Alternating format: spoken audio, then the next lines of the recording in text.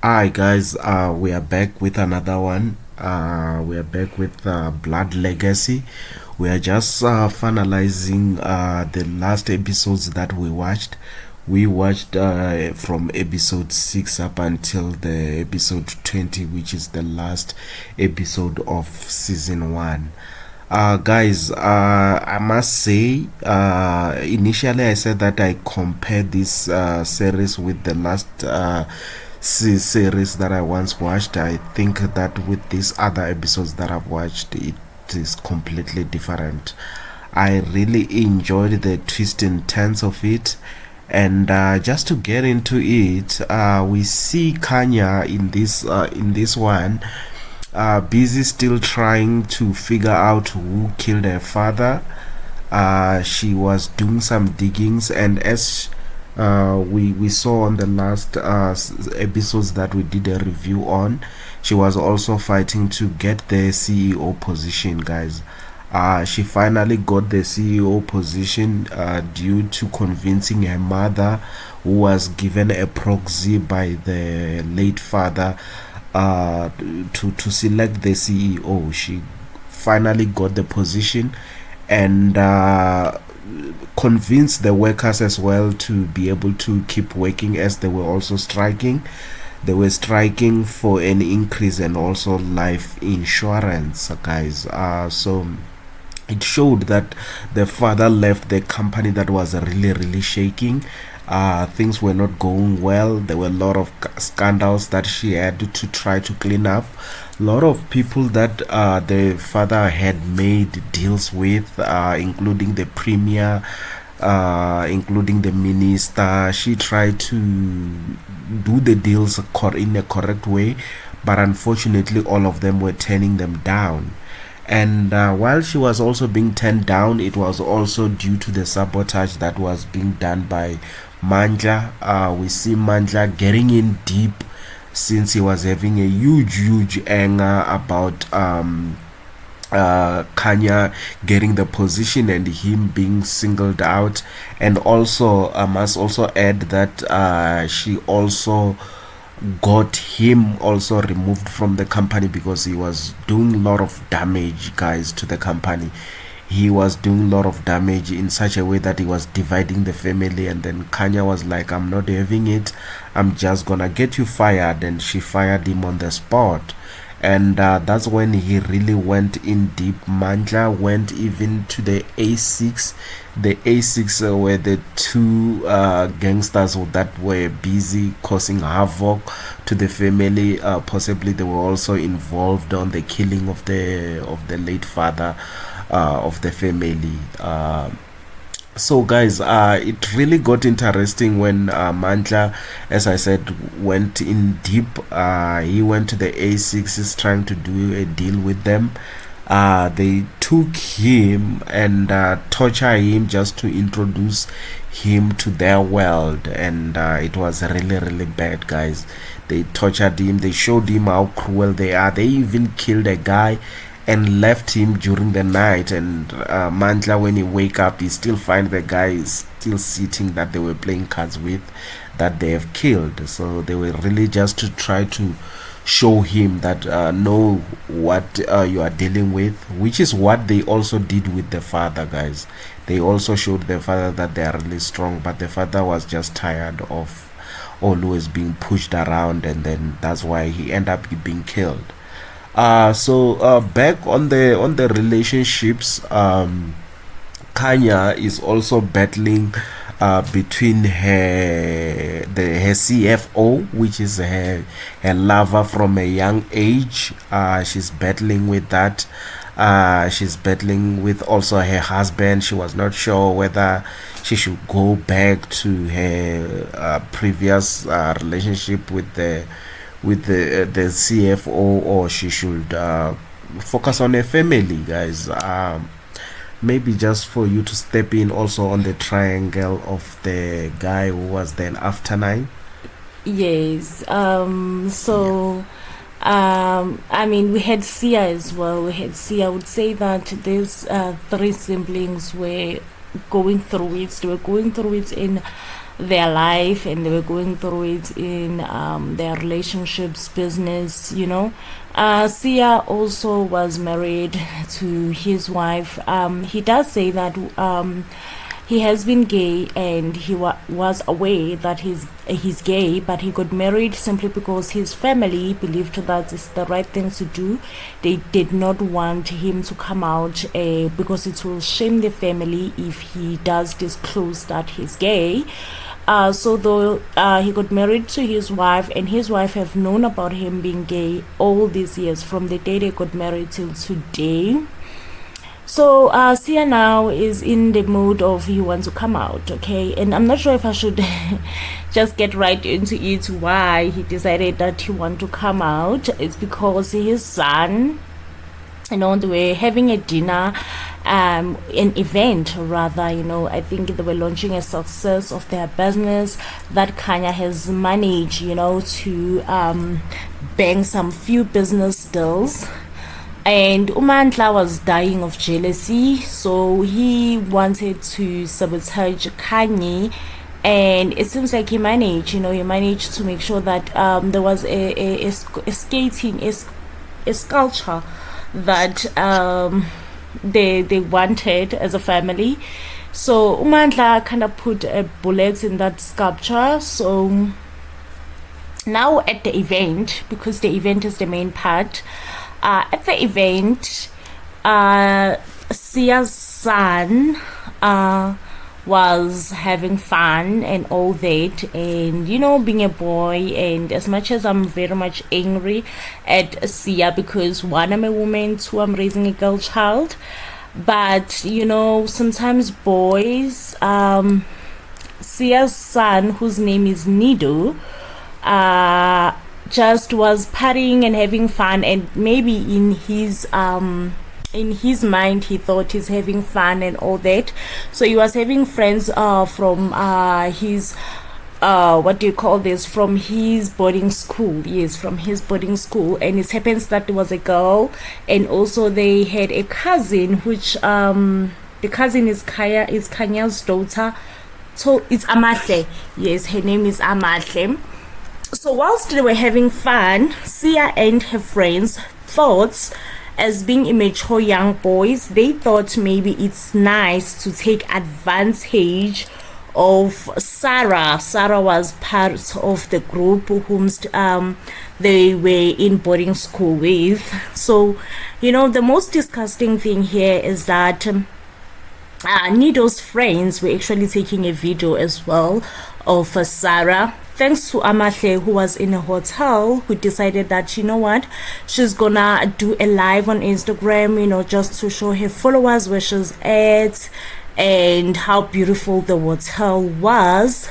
While she's doing the tour in the hotel, she came across her cousin Nido on top of Sarah. Sarah did not look in a good condition. You could say that Sarah was drugged and was unconscious. When someone had too much to drink, they sometimes happened that they are not aware of their surroundings. So definitely whatever that Nido was doing to Sarah, it was so wrong in so many ways. You could just say that he was kind of forcing himself to Sarah, poor Sarah, who's unconscious and drunk. Well, because Amahle, when she walked in, she was on live on Instagram. Someone kinda took a screen grab the video and posted it on the socials. So when they woke up the next following morning, it was a disaster, because now everybody was aware of what Nido did actually to Sarah, which is so wrong. Now, guys, comes the battle of the girl's family, the Nido's family as well. I think as a parent, you do what you think is best for your child. So Sarah's family, they were doing what they think is best for their daughter. Nido's family thought they were doing what is best for Nido, which is to protect him from facing prison time. Which, honestly speaking, I know parents want what's best for their kids, and I think that's the right thing.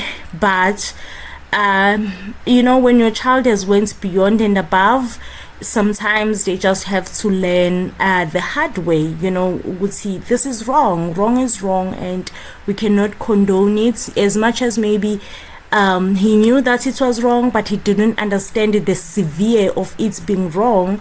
Oksalayo, he did broke the rule, and it's his parents' responsibility to raise their kids to make awareness.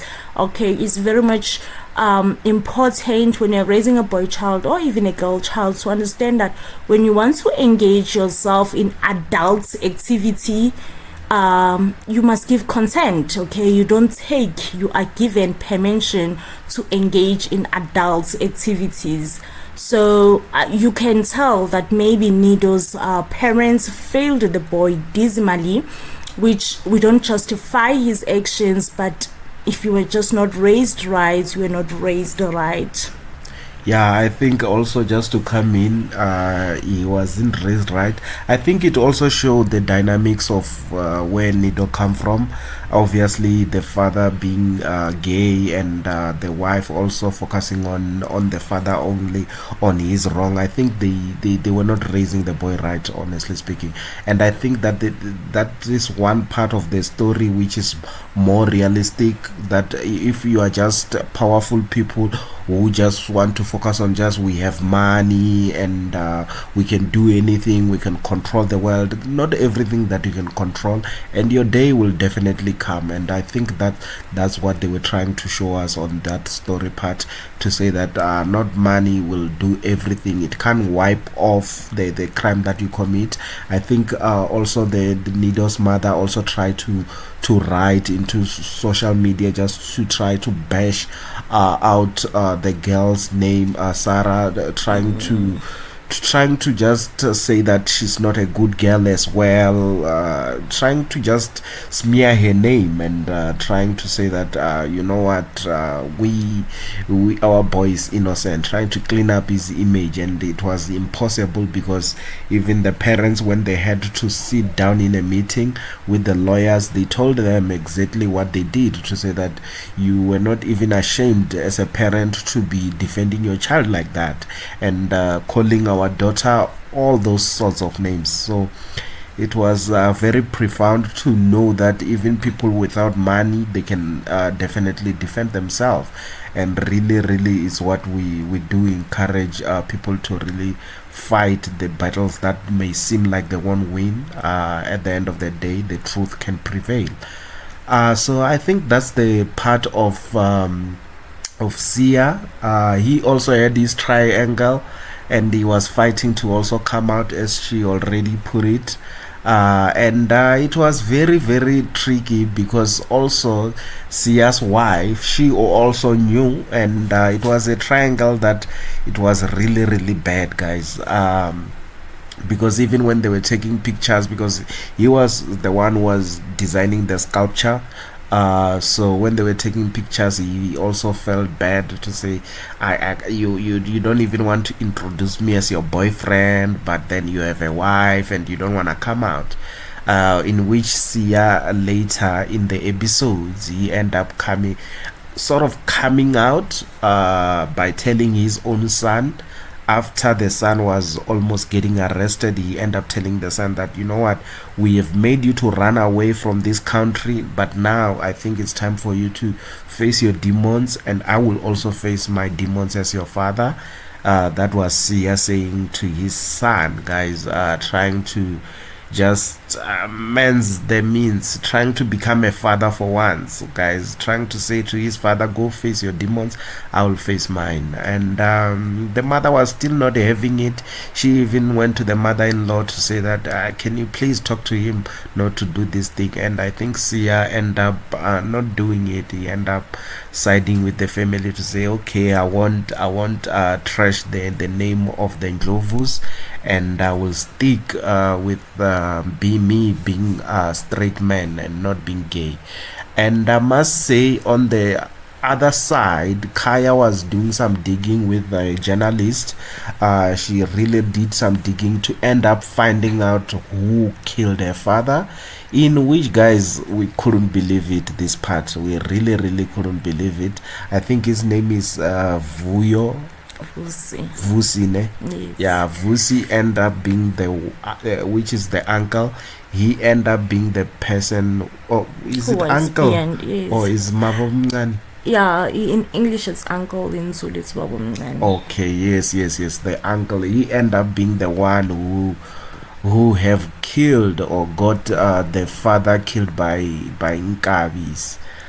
So it was really something that we didn't thought of, and I must say that the ending, guys, it was also really, really profound, as they put him in a boardroom and try to tell him that we all know that you are the one who's behind everything that has happened.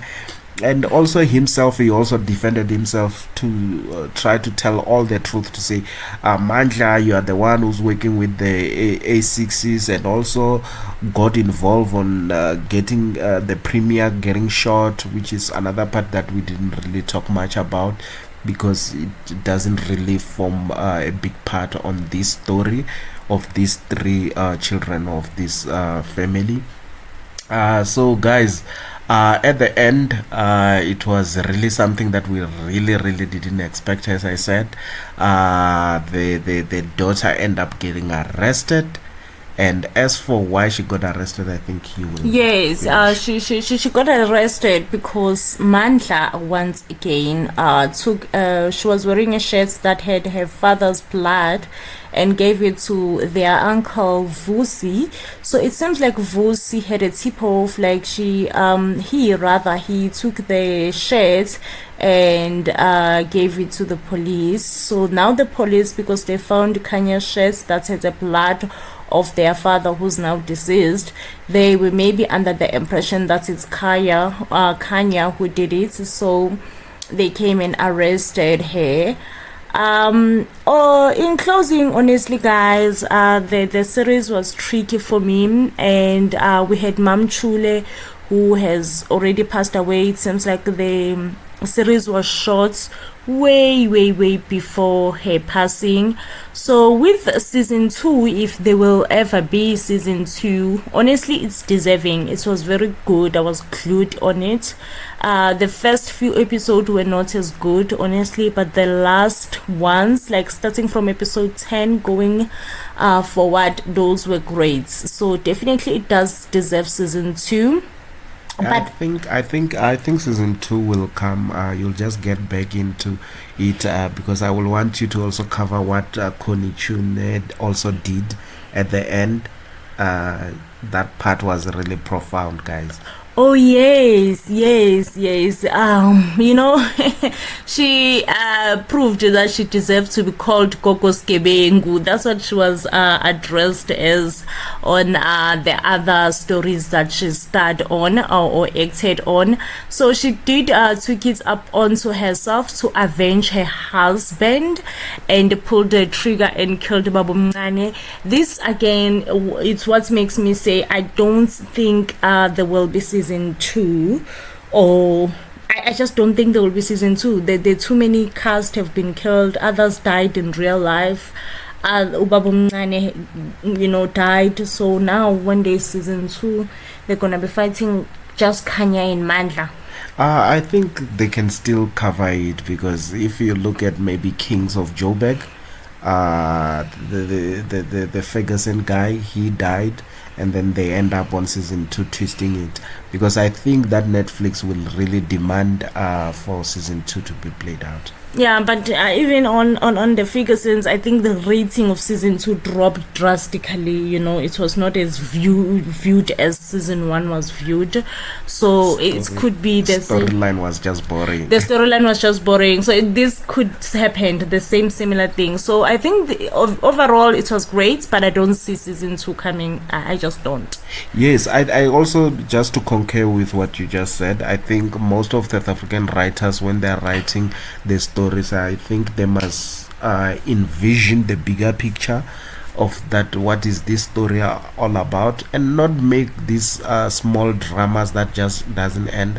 I think these stories which are short stories, I think they must just write 3 seasons, the 3 seasons all together, and then break them down, because I feel like this thing of writing 1 season and then come back trying to twist things around, it just doesn't work for me, honestly speaking.